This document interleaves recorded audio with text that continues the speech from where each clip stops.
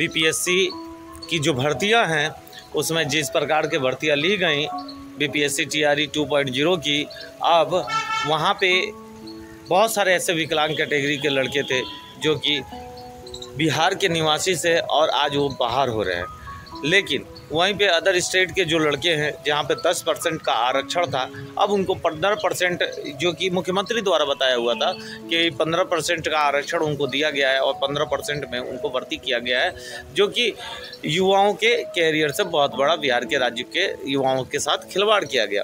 अब ऐसा समय आ गया है कि भर्ती प्रक्रियाओं में इतनी बारीकियां दिखाने के बाद इतने जगह नकल अभ्यर्थी पकड़े जा रहे हैं और उनको दिखाने के बाद भी अभी तक बीपीएससी 2.0 का रद्द होने की संभावना अभी मात्र हमारे हिसाब से 0 लग रहा है। लेकिन चांसेस 100% है कि भर्ती प्रक्रियाएं जल्दी ही कैंसिल होगी। लेकिन अभी उसमें किसी भी प्रकार की भली भांति कार्रवाई ना हो पाना अपने आप में ही दिखाता है और दर्शाता है कि बिहार राज्य में अभी बीपीएससी टीआरई 1.0 और 2.0 की जो भर्ती है उसको कैंसिल होने में बहुत समय लग सकता है। इसके अलावा भाषा अर्ता को लेके जो कोर्ट केस है उसके बारे में सारी जानकारी आपको लगातार हमने दिया है और उसके बारे में बताया भी है।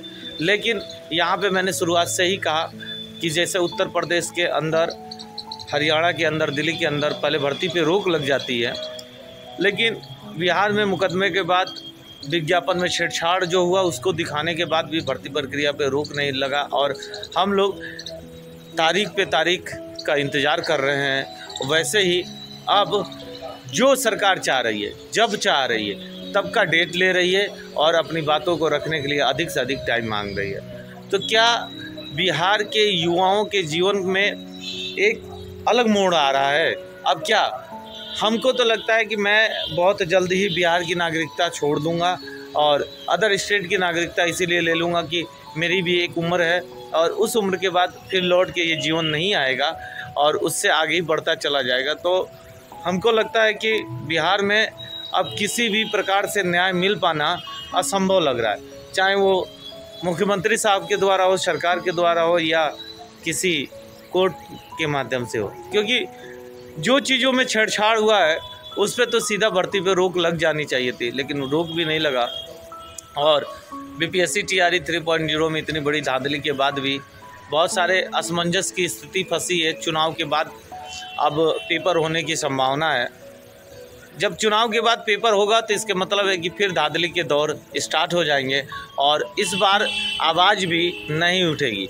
जो हम लोग आवाज़ उठा रहे हैं, आप देखिएगा इससे बड़ी संख्या में धांधली अगर चुनाव के बाद बीपीएससी टीआरई 3.0 होता है तो उसमें भी होते दिखाएगा और बिहार राज्य को एक अपमानजनक स्थिति में वो लोग पहुंचा देंगे जिन्होंने उसी जनता से वोट लिया और उसी जनता के खिलाफ जाके आज काम कर रहे हैं। शिक्षकों को जगना चाहिए और अपने अपने राज्यों में प्रचार करना चाहिए, अपने अपने ज़िले में प्रचार करना चाहिए कि जो व्यक्ति गलत है, जो व्यक्ति स्वार्थ में काम कर रहा है, जो व्यक्ति केवल वोट को ही अपना जीवन का जरिया समझता है, उसको हराने का काम आप लोग के द्वारा करना पड़ेगा। तो मेरे को विश्वास है सभी लोगों के ऊपर कि सब सपोर्ट करिए, आइए एक साथ एक मंच पे।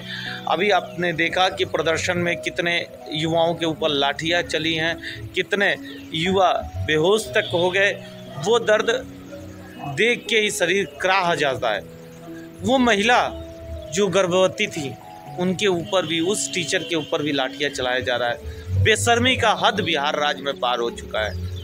अभी भी बिहार की जनता, जन जन की जनता नहीं जगेगी तो घबराइए नहीं। आज हमारी बारी है तो कल आपके भी बच्चों के समय आएगा, उसकी भी बारी आएगी।